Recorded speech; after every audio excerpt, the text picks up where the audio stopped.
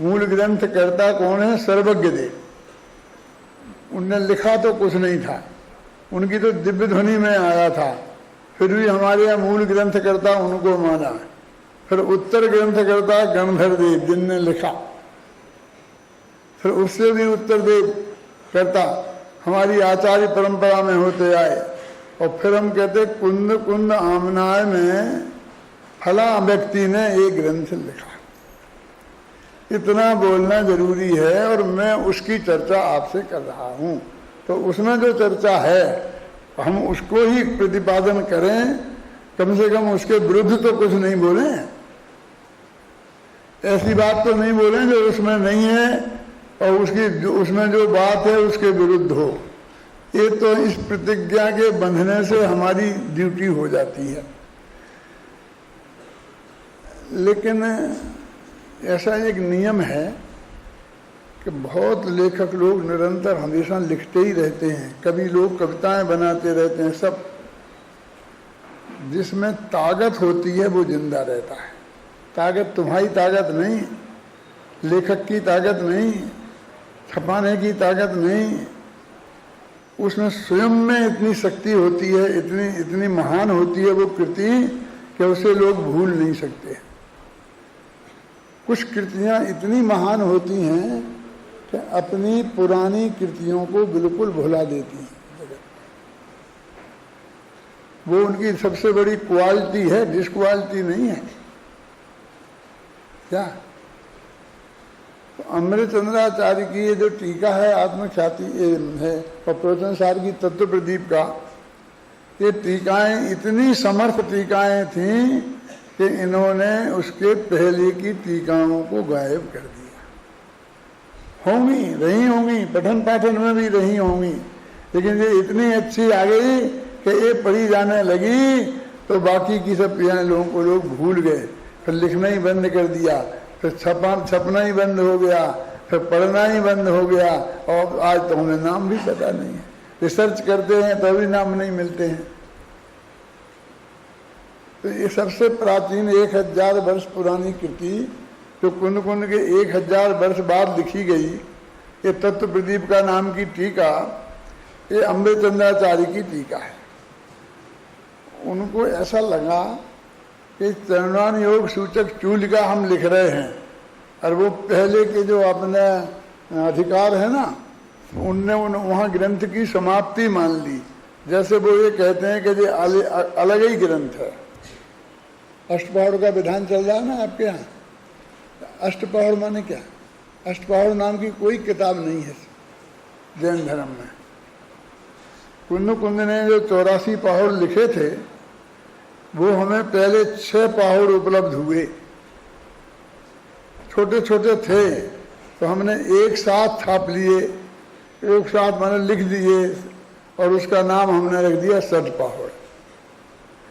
6 किताबों का संकलन है वो। फिर 2 और मिल गए, हमने उसी में जोड़ दिए और उसका नाम रख दिया अष्टपहाड़। और 2 और मिल जाएंगे तो उसका नाम हो जाएगा 10 पहाड़। समझे ना?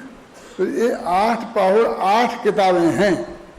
उनके 8 के 8 मंगलाचरण होंगे, 8 का समापन होगा, पूरी बात उनने कह दी होगी। अब हमको तो एक किताब लगती है, तो 8 पहाड़ हैं वो। ऐसे ही वो कहते हैं कि हमारे कम से कम इसके हम दो किताबें हैं प्रवचन सार। एक ज्ञान तत्व ये तत्व प्रज्ञापन वाली और एक चरणान योग सूचक चूलिका वाली। ये चूलिका है। ऐसा लिखते हैं कि यहाँ ग्रंथ समाप्त हो गया और ग्रंथ की समाप्ति का मंगलाचरण भी कर देते हैं। और जयसेनाचार्य टीका में जयसेनाचार्य भी लिखते हैं कि ग्रंथ समाप्त हो गया। वो तर्क भी देते हैं। क्या तर्क देते हैं अभय कुमार जी? ये लिखते हैं कि जो प्रतिज्ञा की थी वो प्रतिज्ञा पूरी हो गई। हमने ज्ञान तत्व और ज्ञेय तत्व को समझाने की प्रतिज्ञा की थी, वो पूरी हो गई, ग्रंथ समाप्त हो गया। अब दूसरों के लिए हम श्री चंद्रानी योग सूचक चूलिका लिखते हैं। तो अमृतचंद्राचार्य ने जब ये लिखा कि अब दूसरों के लिए लिखते हैं और ग्रंथ समाप्त हो गया, तो फिर मंगलाचरण के बिना कैसे? कुंद ने तो कोई मंगलाचरण लिखा ही नहीं, आधी लेंथ भी लिखना उचित नहीं समझी। इतना एवं परिणमीय क्या कहा था? एवं परिणमीय सिद्धे जिनवर बस है पुणो पुणो समृ, इतनी बात लिखी। क्या मतलब है इसका? इस प्रकार सिद्धों को, अरहंतों को और आचार्य उपाध्याय व साधुओं को नमस्कार करके, जिनवर बस है माने अरहंत, फिर जिनवर भिषप, जिन और जिन में बड़े जिनवर और उनके बड़े जिनवर भिषप, बड़े पंडित जी और बड़े पंडित जी से बड़े पंडित जी, समझ गया ना? है? तो वो कहते हैं जिन माने साधारण तीर्थंकर, साधारण केवली, और जिनवर माने तीर्थंकर केवली, और उन तीर्थंकरों में प्रमुख ऋषभ देव हो गए। और यदि मानो तो 24 ही तीर्थंकर हैं, इसका अर्थ 24 तीर्थंकर भी हो सकता है। जिनवर ऋषभ वो 24 तीर्थंकर होता है। आप जानते हैं ये भट्टारक होते हैं, ये अपने को सब भट्टारक लिखते हैं। अकलंक देव है ना, कितने बड़े आचार्य हैं, वे अपने को भट्ट लिखते हैं, भट्टाकलंक देव। हाँ, मालूम है आपको? उनकी हिम्मत नहीं है कि वे अपने को भट्टारक लिखें। माने भट्टारक शब्द इतना महान है क्या है? लेकिन इसलिए वो अकलंक देव अपने को भट्ट लिखते हैं। फिर जो गणधर देव हैं उनको भट्टारक कहते हैं, और गणधर देव से जो बड़े अरहंत भगवान हैं उनको परम भट्टारक कहते हैं। इतने इतने महान हैं। अब धीरे धीरे आज क्या दुर्दशा हो गई है? मुनि शब्द भी कितना महान है, आचार्य उपाध्याय शब्द भी, साधु शब्द भी कितना महान है, जिन्हें हमने पंच परमेश्वरी के बगल में बैठाया है। तो एक साथ बोलते हैं देव शास्त्र गुरु भ्यो अठम 30 स्वाहा, आगे पीछे नहीं डालते हैं। ऐसे वो आचार्य अमृतचंद्र कहते कि इन्हें मंगलाचरण नहीं किया, तो वो इस गाथा में से निकालते हैं कि एवं परिणमीय, इस तरह नमस्कार करके। कि एवं माने क्या? कहते और इस प्रकार। तो और इस प्रकार ये वाक्य किसी पुरानी बात की तरफ संकेत करता है। जैसे अपन लिखते हैं इस प्रकार, तो इस प्रकार यह सिद्ध हुआ। तो इस प्रकार माने पहले से सिद्ध किया है, यानी एक कंक्लूजन का वाक्य है कि इस प्रकार। तो एवं यहाँ पर एक कंक्लूजन का वाक्य है कि एवं। तो उनने कहा एवं माने जो प्रवचनसार हमने लिखा था ये उसकी चूलिका है, इसलिए उस वक्त जो मंगलाचरण हमने लिखा था कुंद ने, वो ही मंगलाचरण यहाँ द्वारा कर लो। तो उन्हें द्वारा का अपनी टीका में द्वारा वो गाथाएं लिखनी वे मंगलाचरण की। अब इसमें दो भेद कर दिए। तो 5 गाथाओं का मंगलाचरण था जो अपन ने पढ़ा था। अब 3 तो उनने उस गाथा के पहले लिख दी और 2 उसके बाद में टीका में लिख दी। ये क्यों किया ऐसा वर्गीकरण, उसकी बात भी अपन करेंगे। उनने कहा था एवं परिणमीय, इस प्रकार नमस्कार करके किनको के सिद्धों को और जिनवर बसहे माने अरहंतों को, और पुनः पुनः समणे, फिर बारंबार मुनिराजों को माने आचार्यों को, उपाध्यायों को और साधुओं को। तो उनने वो गाथाएं याद की। पढ़ो भाई। एवं नहीं, हाँ,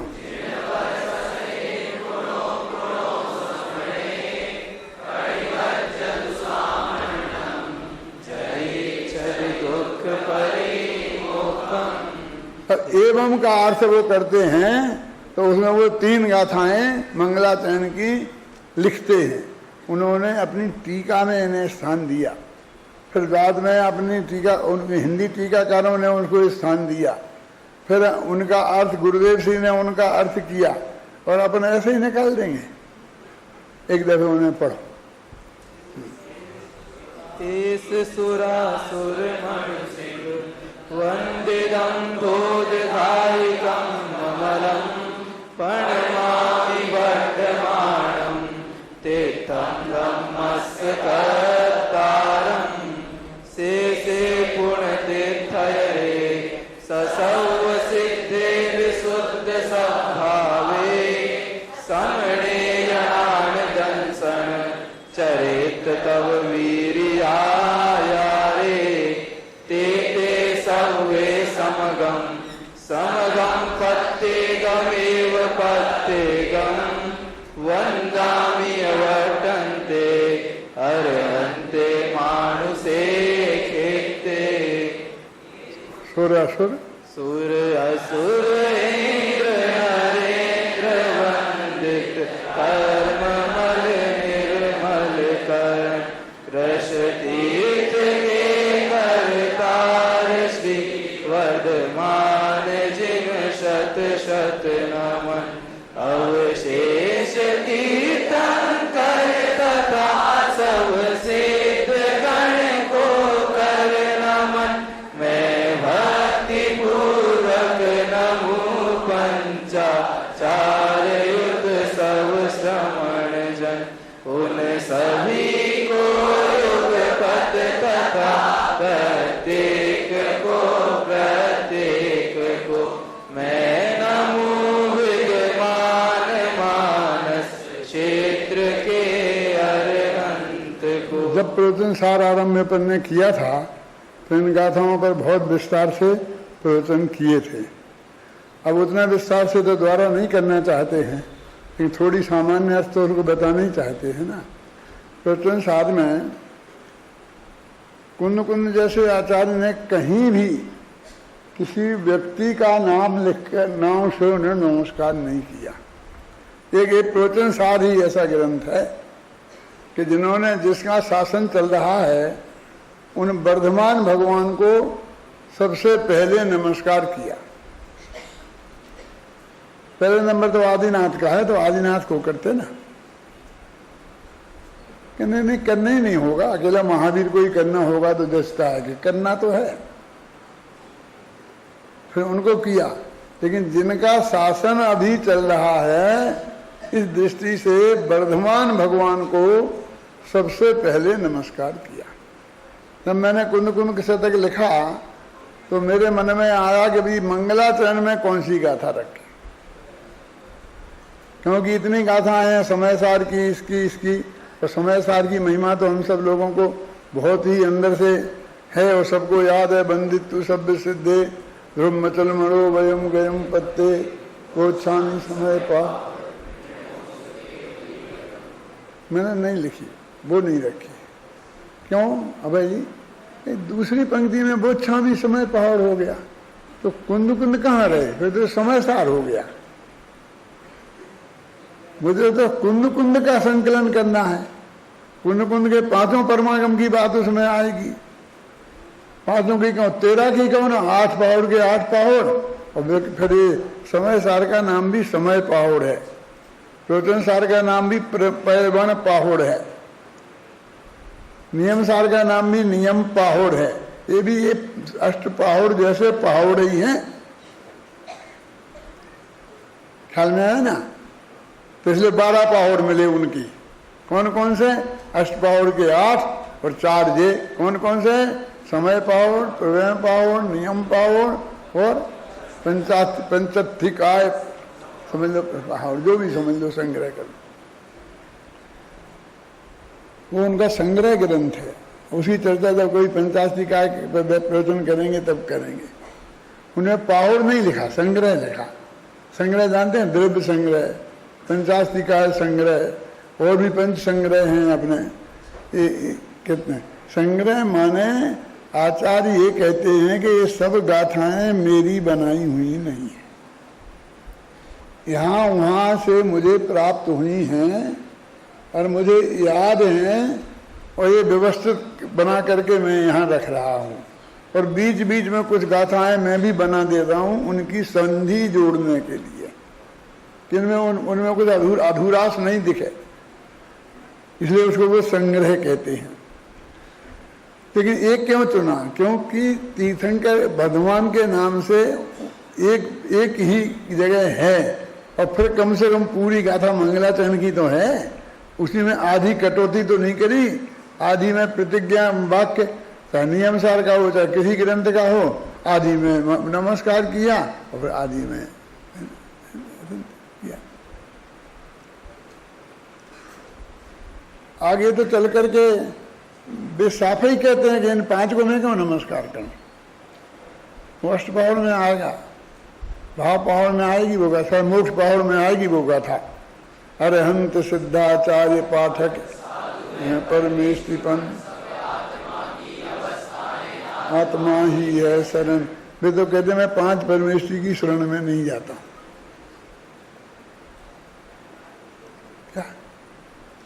क्या कह रहे? उसमें तो लगा अरहंते शरणम पर बच जामी, सिद्धे शरणम पर बच जामी, साहू शरणम पर बच जामी। अभी अभी लिखा गया है, अभी अभी माने 150 वर्ष पहले भूत बलि विषदंत हुए ना, उनने धवल की मंगलाचरण में लिखा, और तुम ये लिख रहे हो। तो वे क्या कहते हैं? अरहंत, सिद्ध, आचार्य, उपाध्याय और साधु, ये 5 परमेष्टि हैं। मैंने अमेरिका में बहुत व्याख्यान किए इस गाथा पे, और मैंने ये समझाया लोगों को कि ये कुंद कुंदाचारी का नमोकार मंत्र है, और ये उससे महान है। क्यों है सुनो, क्योंकि उसमें तो 2 पंक्तियों में 5 परमेष्टियों को याद किया। क्या किया? नमो अरहंतारम, नमो सिद्धारम और नमो, और 2 को नीची पंक्ति में लिखना पड़ा। देखो सबको आप स्टेज पे बैठालते हैं तो सभी आपके लिए महान है ना, तब तो इसलिए बैठालते हैं ना, फिर भी 2 पंक्ति तो लगा ही देते हैं ना। वो फर्क होता कि नहीं होता कि पहली पंक्ति में कौन बैठा और पीछे में कौन बैठा? क्यों? आप बैठने वाले भी महसूस करते हैं और सारी जनता भी महसूस करती है। तो दूसरी पंक्ति में रखें, नीचे की पंक्ति में, एक कुंद कुंद को बर्दाश्त नहीं।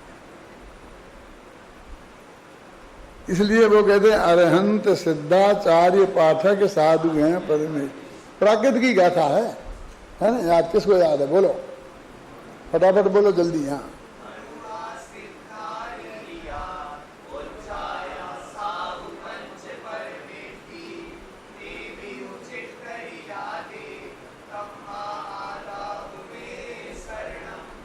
तो वो कहते हैं 5 के नाम उनने एक पंक्ति में एक लाइन से बैठा दिए, कोई भेदभाव नहीं किया अरहंत में और साधु में, सिद्ध में और साधु में। साधु सम सिद्ध अकंप विराजें, उसकी जयमाला में लिखा क्या नहीं लिखा? सिद्ध चक्र की भगवान की पूजा है। साधु सम अकंप विराजें, सिद्ध भगवान साधुओं के समान, साधु सिद्धों के समान अकंप विराजमान होते हैं। और मैंने भी लिखा चलते फिरते सिद्धों से गुरु चरणों में शीश झुकाते हैं, हम चलें आपके कदमों पर नित्य ही भावना भाते हैं। अब फिर वो नीचे की पंक्ति बच गई। छंद तो 2 लाइन का तो कम से कम होता है ना, 1 लाइन का छंद तो हमने आज तक सुना नहीं। तो कोई भर्ती के शब्द डाल दिए होंगे। क्यों? तू तो कवि है ना। क्या किया, क्या करता है? वो कहते हैं सब आत्मा की अवस्थाएं। ये आखिर हैं क्या चीज? जिन्हें पंच परमेश्वरी के ऊपर नाम लिए हैं, इनका मूल खोजो, ये हैं क्या? तो कहते हैं सब आत्मा की अवस्थाएं हैं। अरहंत अवस्था भी आत्मा की है, सिद्ध अवस्था भी आत्मा की है, आचार्य उपाध्याय साधु भी आत्मा की अवस्था है। तो जो आत्मा की अवस्थाएं हैं ना, तो मैं आत्मा की शरण में क्यों नहीं जाऊं? उनकी अवस्थाओं की शरण में क्यों जाऊं? महान कौन है, आत्मा कि आत्मा की अवस्थाएं? समझ में आया? कुंद कुंद शतक में दूसरा स्थान इस गाथा को मिला। बहुत संघर्ष चला। लोकसभा में है, कौन बैठे, पहला नंबर पे प्रधानमंत्री, तो बगल में गृह मंत्री बैठे कि रक्षा मंत्री बैठे, उसकी एक एक सीट का महत्व है ना। मैंने ये गाथाओं का जो सिलेक्शन किया, चुनाव किया, तो उस वक्त ऐसा बराबर विचार किया कि किसके बाद कौन सी गाथा रखनी, किसको महत्व देना। क्या दूसरा नंबर इस गाथा को दिया, क्योंकि वो कहते हैं आत्मा की अवस्था है, तो आत्मा ही है शरण, तो मैं तो आत्मा की शरण में जाता हूँ। यानी मैं अरहंत की शरण में नहीं जाता, सिद्ध की शरण में नहीं जाता, आचार्य की शरण में नहीं जाता, उपाध्याय की शरण में नहीं जाता, साधु की शरण में नहीं जाता। क्यों? क्योंकि ये दो बातें हैं, एक तो ये सब पर हैं और दूसरे पर्याय हैं। और हमारे गुरुदेव ने तो हमें परो पर्याय से भिन्न भगवान आत्मा की बात समझाई। क्यों भाई? एक तो ये पर हैं और दूसरी ये पर्याय हैं। इसलिए मैं तो उस आत्मा की शरण में जाता हूँ। यदि आत्मा की शरण में जाते हैं तो ये पंच परमेश की आत्मा की शरण में जाने से बनते हैं। तो कैसे? कि इनके अच्छी तरह से दर्शन करना पड़ते हैं, इनमें अपनापन स्थापित करना पड़ता है, इन्हें निज रूप जानना पड़ता है और इनमें ही जमना रमना पड़ता है। तब हम भगवान, तब हम पूरा हमारा विकास होता है। तो अरहंत शुद्धाचार्य पाठक साधु हैं परमेष्टि विजित हो गया। हाँ बोलो, वो तो हो गया। अब तीसरा छंद बोलो। आचरण तब आत्मा की अवस्थाएं आत्मा ही, इसे तीसरा नंबर मिला। क्या क्या समझे? सम्यक दर्शन, सम्यक ज्ञान और सम्यक चारित्र और सम्यक तप, चार आराधना है ना। ये क्या है? ये भी आत्मा की अवस्थाएं हैं। जो मिलेगा वो भी आत्मा की अवस्थाएं हैं। जिनसे मिलेगा जो मोक्ष मार्ग है वो भी आत्मा की अवस्थाएं हैं। समझे? सब आत्मा की अवस्थाएं। मैं संबंध में ज्ञान चारित्र की शरण में भी नहीं जाता हूँ, मैं तप की शरण में भी नहीं जाता हूँ, मैं तो उस भगवान आत्मा की शरण में जाता हूँ कि जिसमें कि जमन रमन करने से आत्मा भगवान बनता है।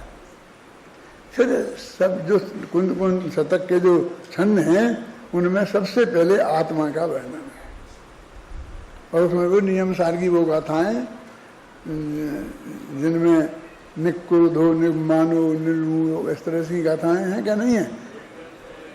बोलो बोलो जरा बोलो।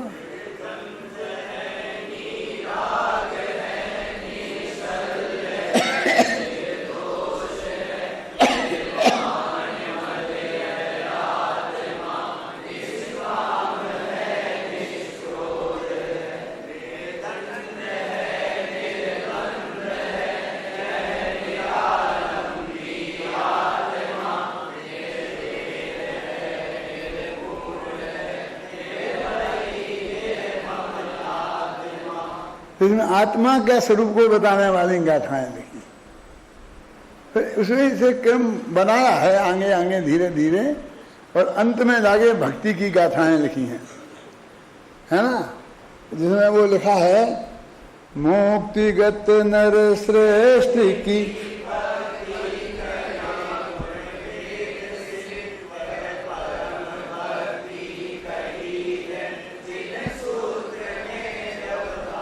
व्यवहार से भी परम भक्ति किसको कहते हैं? मुक्तिगत नर श्रेष्ठ की। इसमें अरहंत को, आचार्य को, उपाध्याय को, साधुओं को छुट्टी कर दी। भाई तो तुम मोक्ष में जाओगे ना, जाओगे तब देख लेंगे। मुक्तिगत नर श्रेष्ठ की मूल में शब्द है जो मोक्ष में चले गए महापुरुष वो भक्ति करे और गुण भेद से उनके गुणों का भेद करके, भेद माने विकल्प होता है, यानी तेरे विकल्प में, विकल्पात्मक ज्ञान में उनके गुणों का ख्याल आवे, ये उसे परम भक्ति कहते हैं। विभाग में से, क्योंकि भेद रूप है ना, भेद सु विभाग, अभेद सु निश्चय।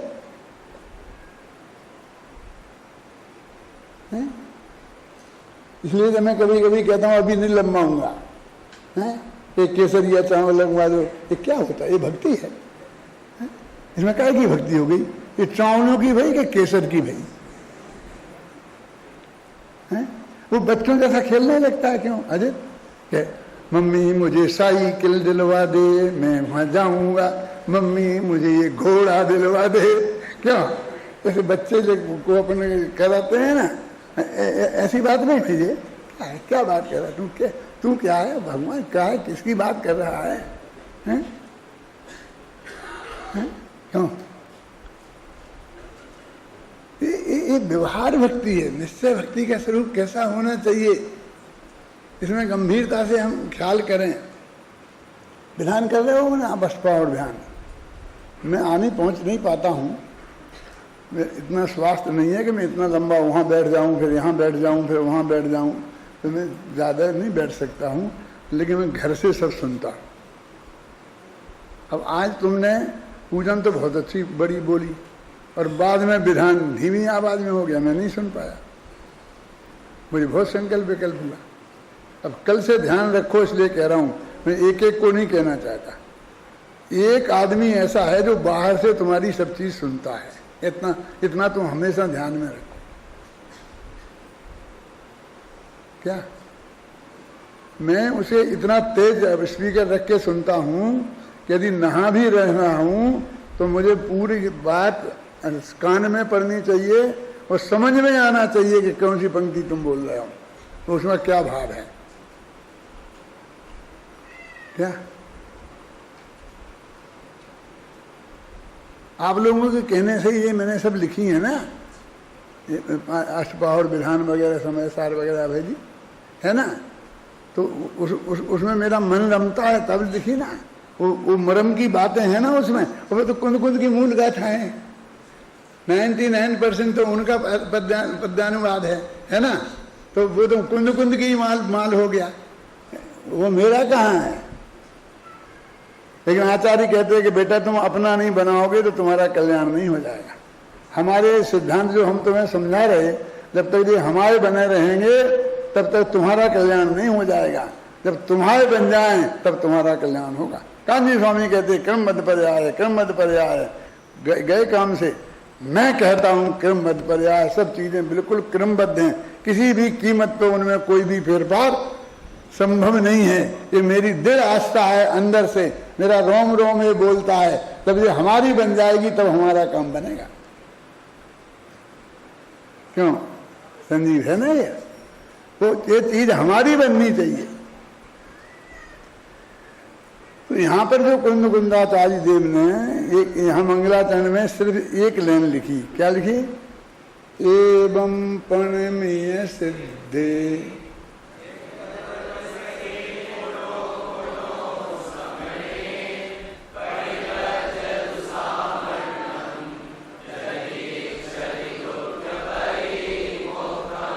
यदि इच्छसि दुख परिमोक्षम, यदि दुखों से तुम छुट्टी चाहते हो तो सामान्यम परिवज्जदु, तुम श्रवण पणे को धारण करो, मुनि बनो।